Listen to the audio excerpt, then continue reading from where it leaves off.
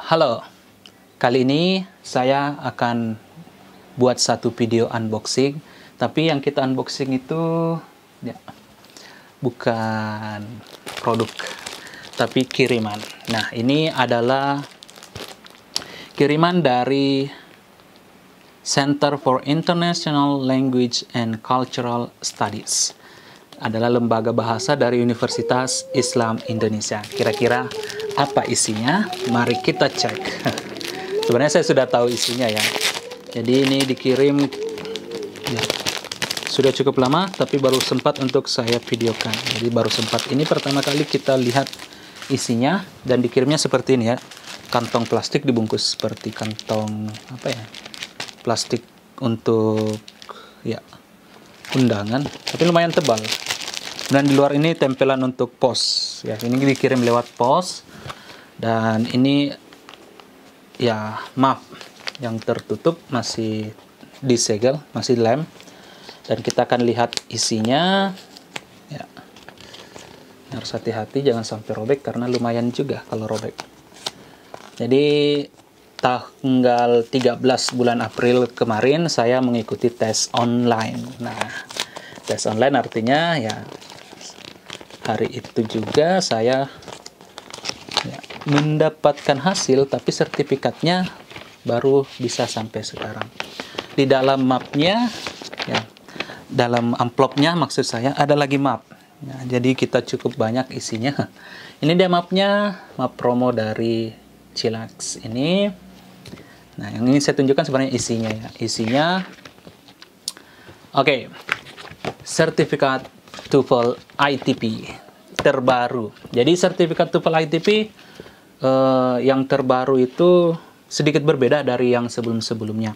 Saya berapa kali ikut, bukan berapa kali sih, baru 2 kali kalau tidak salah. Ya 2 kali. Nah, untuk tes TOEFL ITP itu kita akan dapat 3 sertifikat.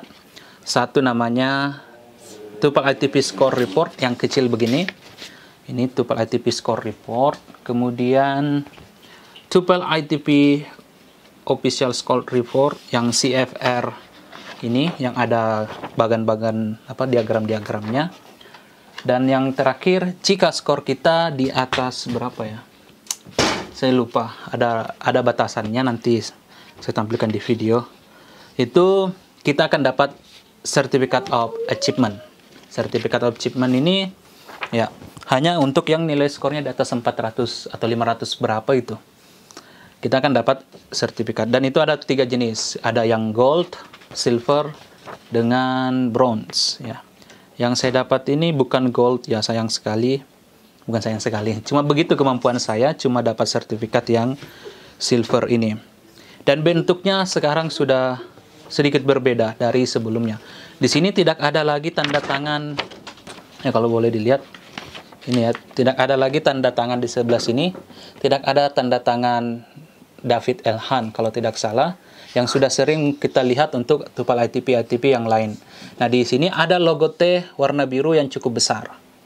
Ini memang saya awalnya waktu selesai tes itu kita dapat score report, beberapa bulan kemudian kita dapat ini. Sebelum dikirim itu saya minta untuk di-scan. Di-scan, kemudian saya lihat lah ini beda dengan format yang ada, yang saya ketahui. Ternyata memang sejak tahun 2022 akhir itu teman saya yang bekerja di pusat bahasa di Parepare itu sudah tahu bahwa sertifikat yang baru itu berbeda dengan yang pernah ada. Tidak ada lagi tanda tangan, tidak ada lagi nama dan tanggal lahir di sini. Dan ya, ini yang versi terbaru. Oke. Nah, ini 3 yang akan kita dapatkan kalau kita mengikuti tes TOEFL official resmi online. Bagaimana caranya mengikuti tes tersebut dan kenapa memilih tes tersebut bukan yang offline, yang di tempat ya. Itu ada beberapa pertimbangan sebenarnya. Saya sendiri kenapa memilih tes offline? Kenapa ini? Mau pakai. Pakai. Oke. Di situnya aja. Jelek kalau di situnya aja. Oke, sudah. Oke. Jadi saya sendiri memilih untuk tes online kala itu TOEFL ITP untuk proctoring online Karena saat ini di Manado cuma ada satu yang rutin mengadakan, dan itu pun sekali sebulan. Waktu itu saya ingin daftar beasiswa AS, walaupun akhirnya tidak jadi karena libur lebaran dan sertifikat TOEFL-nya terhambat pengirimannya, bukan pengiriman sih, keluarnya memang salah prediksi saya, ya, perhitungan. Padahal kita punya pertimbangan tersendiri bahwa dengan online kita bisa lebih cepat mendapatkan hasil, lebih cepat mendapatkan sertifikatnya juga, artinya tidak menunggu waktu offline itu. Offline kalau sesuai jadwal ya, yang bisa saya jangkau ya satu di akhir bulan, sedangkan ini kan di pertengahan bulan sudah bisa saya dapatkan hasilnya dan saya lakukan tesnya dari tempat saya. Prosesnya sendiri, bagaimana kita bisa mengikuti tes online TOEFL ITP yang resmi ya, yang dilakukan oleh ITS, karena TOEFL ITP itu kan ada di bawah naungan ITS. Kita silakan mencari di website resmi ITS, IEF Indonesia kalau tidak salah. Itu saya akan bagikan di layar ya, nanti dilihat. Kalau kita masuk di kalau kita masuk di IEF Indonesia, ini ief.or.id, TOEFL ITP test schedule. Kita bisa lihat untuk yang TOEFL digital, ITP digital atau online version itu jadwalnya bulan Mei yang mana saja. Kita bisa lihat di sini sesuai dengan keinginan kita. Kita mau tes tanggal berapa? 25, 24, bahkan hampir setiap hari ada ya. Walaupun itu penyelenggaranya yang berbeda. Setelah kita temukan, kita silakan melihat penyelenggara mana yang bisa kita hubungi. Waktu itu saya sendiri pakai pusat bahasa dari UI Jogja, Universitas Islam Indonesia. Nah, saya ke websitenya. Ini website SILATS, kemudian masuk ke bagian tes, TOEFL ITP, nanti akan masuk ke sini. Jadwal tes, struktur tes, ya. Dan pendaftarannya juga sudah disediakan di sini. Jadi kalau teman-teman ingin mendaftar tes TOEFL ITP online, ya, bisa langsung menghubungi nomor WA-nya, nanti akan diarahkan dan kita akan digabungkan ke dalam grup ya, ketika akan menjelang proses tesnya. Apa yang dilakukan dalam grup itu? Dalam grup WA kita diberikan beberapa aturan, berikan beberapa dokumen terkait penyelenggaraan, proses penyelenggaraan, aturan tata tertib, dan juga ada readiness check. Readiness check itu cek persiapan kita untuk tes. Jadi mungkin ada yang takut ya, kalau tes online nanti mati lampu atau jaringan internet bermasalah atau siapa tahu komputer saya tidak bisa. Nah, kita ada readiness check. Readiness check itu kita diberikan link untuk masuk ke website ITS untuk melihat apakah sistem yang kita gunakan saat itu sudah sesuai untuk menjalankan tes TOEFL ITP online. Ya, awalnya juga saya merasa, wah, ini bagaimana kalau ada kendala dan lain sebagainya. Tapi tidak ada jalan lain. Hanya itu yang bisa saya lakukan saat ini untuk mendapatkan skor TOEFL ITP saya dengan waktu yang lebih cepat. Makanya ketika masuk di grup itu kita sudah diberikan informasi apa yang perlu kita persiapkan, laptopnya, kompatibelnya, RAM-nya berapa, model alat perangkat apa yang kita butuhkan selama proses tes TOEFL-nya nanti. Dan saya sendiri ya, karena dibutuhkan headphone dan mikrofon, saya terpaksa ya. Saya belum pernah sebelumnya. Saya beli mikrofon ini di DIY ya. Karena yang paling dekat ya di Tomohon ada DIY. Ini agar dia wireless. Saya ada beberapa yang dia wire ya, pakai kabel. Jadi lebih terjamin bahwa suaranya tidak akan lowbat dan lain sebagainya. Dan ini ada mikrofonnya langsung dan lumayan jernih untuk digunakan saat tes nanti. Dan juga kita harus mengecek sistem kita, kalau sudah sesuai baru kita bisa boleh ikut di proses tesnya nanti. Oke. Untuk pengecekannya ada masuk di cek readiness di ITS. Seperti yang tampil ini adalah cek readiness di ITS. Kita bisa masuk ke sini dengan klik link yang sudah disediakan oleh penyelenggara. Ya. Jadi di situ akan masuk semuanya sistem cek, delivery, test delivery check, bandwidth check, Bahkan jaringan internet kita bisa dicek di situ apakah memadai atau tidak. Sistemnya juga kalau kita pakai operating system OS-nya Mac atau MacBook ya, ataupun Windows, itu bisa dicek apakah itu sudah memadai atau tidak, atau kita perlu ganti perangkat.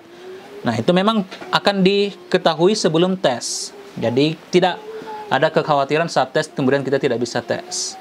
Nah, pada saat hari tes, apa yang dilakukan? Baik, pada saat hari tes, itu kita harus berada di ruangan yang terisolir, bukan terisolir, tersendiri. Jadi di ruangan itu kita hanya boleh ada kita, perangkat yang kita gunakan, laptop, handphone, dan ada satu yang menarik.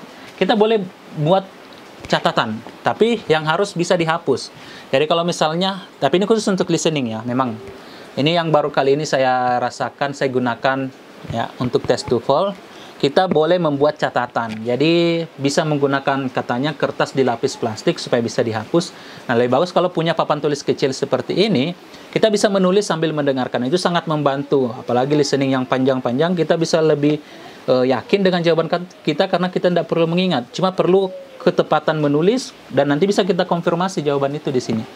Jadi kita boleh bawa ini pada saat tes, kemudian meja yang hanya boleh perangkat yang kita butuhkan di situ, bahkan tidak ada yang lain-lain ya selain itu. Kemudian saya menggunakan meja ini, tapi menghadapnya sebelah sini, jadi di belakang tembok. Saya gunakan laptop. Nah, pada saat dimulai, itu kita juga harus menggunakan Zoom, ya. Jadi Zoom-nya nanti aktif bersamaan, kita di guide, dipandu melalui Zoom itu. Kemudian nanti diperiksa, kita dengar di Zoom apa yang harus kita lakukan, kita gerakkan kamera, perlihatkan foto KTP untuk identitas, kemudian nanti kita bisa memulai tes kalau semua sudah oke, nanti diterima. Kita antrian. Jadi mulainya jam 9, tapi sebelum jam 9 saya sudah masuk, dan saya yang paling pertama diterima di situ. Diterima artinya bisa mengerjakan tes.